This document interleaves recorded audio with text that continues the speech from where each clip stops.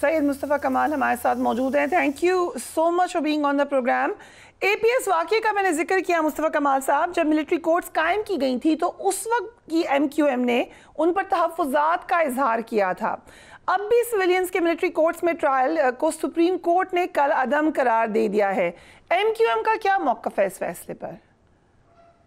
देखिए, जो हमारे जुडिशरी की हिस्ट्री है, वेरी अनफॉर्चुनेटली हम जो साबका चीफ जस्टिस को देखते हैं, जो उन्होंने फैसले किए कि पिछले वाले, फिर उससे पिछले वाले, फिर उससे पिछले वाले 3 चीफ जस्टिस को तो हम देख चुके हैं। अभी हाल रिसेंट पास्ट में आप देखें, आपने इलेक्टेड प्राइम मिनिस्टर को घर भेज दिया, फिर आपने उनको अकामा में बंद कर दिया, फिर जो चाहता था आपने जो है वो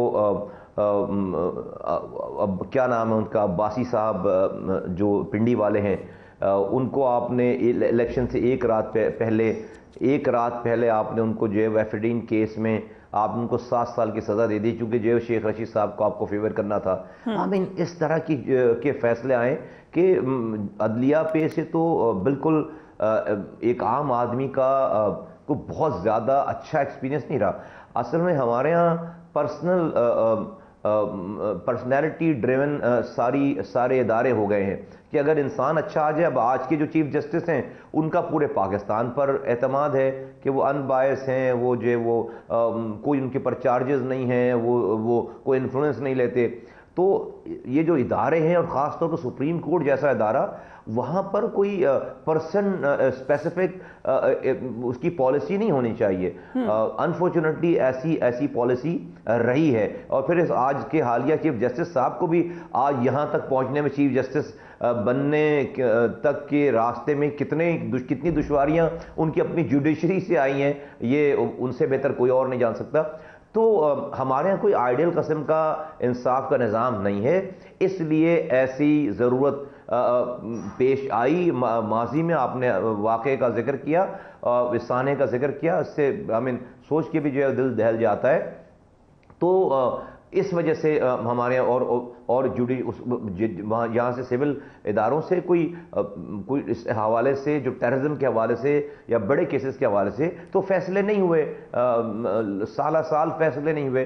तो मैं समझता हूँ कि ये सारी चीज़ें आइडियल उस वक्त हो सकती हैं कि भाई इदारा खुद उस वक्त जो है वो ऐसा हो जाए जब जाकर ये चीज़ें हो सकती हैं, अदरवाइज उस वक्त तक आप मुल्क को ऐसे ही तो नहीं छोड़ सकते। सो आप ये कह रहे हैं कि जब तक एक आइडियल, बेहतर, ऐसा काबिल कबूल या जिसको वर्ल्ड लेवल पे रिकग्नाइज किया जाए, अभी तो हम जानते हैं वर्ल्ड रैंकिंग क्या है, जब तक वो नहीं है तो एक ऑल्टरनेट कानूनी निज़ाम ज़रूरत है पाकिस्तान की, या हम इसको बेहतरी के ऊपर तवज्जो दें जो अभी एग्जिस्टिंग निज़ाम है?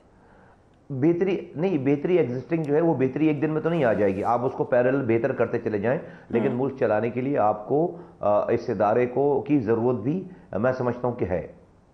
सो आपके ख्याल से फ़ौजी अदालतें होनी चाहिए? जी, मैं समझता हूँ कि जो आज तो इसकी ज़रूरत है, शायद इसलिए कि आपको मुल्क में अगर जिस तरह के आपको चीज़ के हालात से नबर्द आज़मा हैं, उसमें अगर ये नहीं है और ये आज की करंट जो जुडिशरी है, मैं नहीं समझता कि ये वाला बोझ उठा पाएंगे। ख़ास तौर पे मैं आपसे डायरेक्ट सवाल पूछती हूँ, 9 मई के जो मुल्ज़मान हैं, क्या आपके ख्याल से उनका मिलिट्री कोर्ट्स में ट्रायल होना चाहिए? देखिए, इस पूरे इदारे को 9 मई के इवेंट से रिलेट करना मैं समझता हूँ कि ठीक बात नहीं है। बहुत पहले से सब चीज़ें चलती चली आ रही हैं। 9 मई को चूँकि कोर कमांडर के घर पर अटैक हुआ है और आर्मी के हेडक्वार्टर पर अटैक्स हुए हैं, उनकी इंस्टॉलेशंस पर अटैक्स हुई हैं, तो कानूनी तौर पर एज ए लेमैन तो मैं समझता हूँ कि ये बनता है केस, चूँकि आर्मी इंस्टॉलेशन की बात है, फौजी अदालतों का।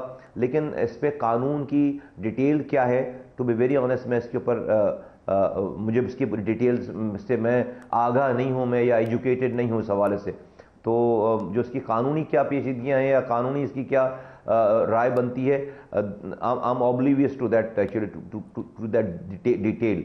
राइट, आपने एक जो अभी मैंने डिस्कस भी किया या मेंशन किया, 2014 के बाद फौजी अदालतों की वजह से दहशतगर्दी की कमर तोड़ने में मदद हुई, उसके बावजूद हम ये देख रहे हैं कि खदशात का इजहार किया जाता है सर्टन सेक्टर की वजह से। इसकी क्या वजह है? देखिए, मैं समझता हूँ कि जब ये अदालतें, आप स्पेशल अदालतें बनाते हैं, तो आपको ये लॉन्ग टर्म के लिए नहीं होना चाहिए, हमेशा के लिए। आप साथ साथ अपनी अपने अपने इदारों को, जो कि आपके सिविल इदारे हैं, उनको आपको उस लेवल पे लेकर आना होता है, रिफॉर्म्स करने होते हैं। हम तो जब तक सर पर कोई बला ना आ जाए हम फैसले नहीं करते। तो मुल्क ऐसे नहीं चला करते। ये फौजी अदालतें हमेशा के लिए नहीं होनी चाहिए, और ये उस वक्त तक, उसने शॉर्ट टर्म के लिए होनी चाहिए, उस वक्त के लिए जब तक आप अपनी अदालतों को आइडियल कर ले। आज नहीं है वो अदालतें आइडियल, लेकिन उसका सफ़र शुरू होना चाहिए। इतने अरसे में इन अदालतों को रिफॉर्म करके आइडियल हो जाना चाहिए कम से कम इस एक इदारे को। राइट। सो अब आ जाते हैं नवाज शरीफ साहब की तरफ। सियासत की नज़र हो गया। ठीक है, आपने कहा वो सियासत की नज़र हो गया। सो एक टाइम फ्रेम अगर देना हो अदालती निज़ाम बेहतर करने के लिए, और उस टाइम फ्रेम में हम फौजी अदालतें वर्कबल हो, वीर टॉकिंग हाइपोथेटिकली ऑब्वियसली, क्योंकि अभी तो सुप्रीम कोर्ट कल अदम करार दे चुकी है, लेकिन अगर ऐसा हो तो वो टाइम फ्रेम एक मुनासिब तौर पर प्रैक्टिकली क्या है आपकी नज़र में? 3 से 5 साल। 3 से 5 साल, 3 सालों से लेकर 5 साल जी। सो उसकी वजह से प्रेशर बिल्ड होगा रिफॉर्म के लिए भी जी। नहीं, मैं कहता हूँ ये अदालतें रखें और 3 से 5 सालों में अपनी अदालतों को ठीक कर लें। ठीक है। सो आप ये सजेशन देंगे चीफ जस्टिस को, क्या करेंगे आप इस पे? आवाज रेस करेंगे? How will you go about? Well, मैं आपके जरिए ये बात कर रहा हूँ, आपने मुझे सवाल किया, मैं आपके जरिए बात कर रहा हूँ। अगर कोई ऐसा फोरम आया जहाँ पर हमें बात करनी पड़ी तो हम ये भी कहेंगे। राइट। सो नवाज शरीफ पाकिस्तान वापस आ चुके हैं। आप लोगों की मुलाकात भी होने जा रही है। आई एम होपिंग, अस्यूमिंग कि आप होंगे उस वफ्त में। सो क्या एक अलायंस देख रहे हैं हम PMLN का और MQM का इन द नेक्स्ट इलेक्शन? देखिए फरिया, PMLN से हमारे अच्छे ताल्लुकात हैं, और अभी से नहीं, और काफ़ी पहले से अच्छे ताल्लुकात हैं। और ये जो गवर्नमेंट ये जो पिछली गवर्नमेंट थी उसमें PMLN की गवर्नमेंट का हम हिस्सा रहे हैं वफाक में, और उन्होंने हमें एक्सेस दिया है, हमारी बात सुनी है। और सबसे बड़ी इसमें जो एक इवेंट आया सेंसस का। पाकिस्तान पीपल्स पार्टी के ब्यूरोक्रेट्स ने, ACs ने, DCs ने, डेप्यूटी कमिश्नर्स ने और उनके इन्यूमरेटर्स ने कराची की आबादी को 1 करोड़ 30 लाख गिनकर लॉक कर दिया था। कहा कि सारी आबादी कंप्लीट हो गई है।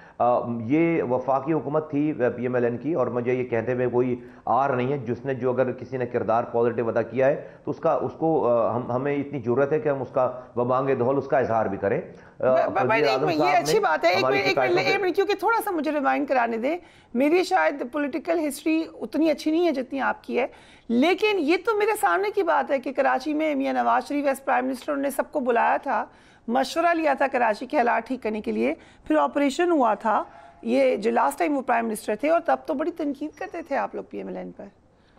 जी बिल्कुल है। जब उन्होंने ऐसा किया और एक्स्ट्रा जुडिशल किलिंग्स हुई और सारी चीज़ें हुई, तो हमने डेफिनेटली हमने बहुत हमारी वजह से हुकूमतें हमने गिराई भी हैं, हुकूमतों से बाहर भी आए, हुकूमतें गिरी भी हैं। तो ये तो कोई सीक्रेट नहीं है ना, ये तो ओपन फैक्ट्स की बात है।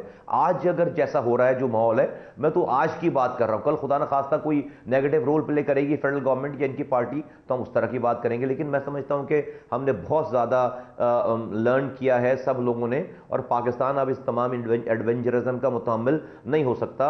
आज हम भी बहुत ज़्यादा नशेब व फराज से एक गुजर कर आज एक पहले से ज़्यादा मुत्तहद और मुनज़्ज़म और स्ट्रॉन्ग पार्टी बनकर आज पाकिस्तान के लोगों की उम्मीद है यहाँ पर। और हम समझते हैं कि PMLN ने जो सेंसस में जो 73 लाख लोग, जो डेट ख़त्म होने के बाद डेट्स बढ़ाई गई और हमारी रिक्वेस्ट पर डेट्स बढ़ाई गई। 11 दफ़ा हमें एहसन इकबाल साहब मिले हैं, 5 दफ़ा वज़ीर आज़म साहब मिले हैं, और वहाँ पर फिर उन्होंने अपनी टीमें भेजी हैं। तो ये जो कराची के 73 लाख लोग बाजियाब कराए गए, जिनको गुम लापता कर दिया गया था, इसमें क्रेडिट जाता है फेडरल गवर्नमेंट की, PMLN की इस हुकूमत को। और ये हमारा तजुर्बा इनके साथ ये वाला अच्छा रहा।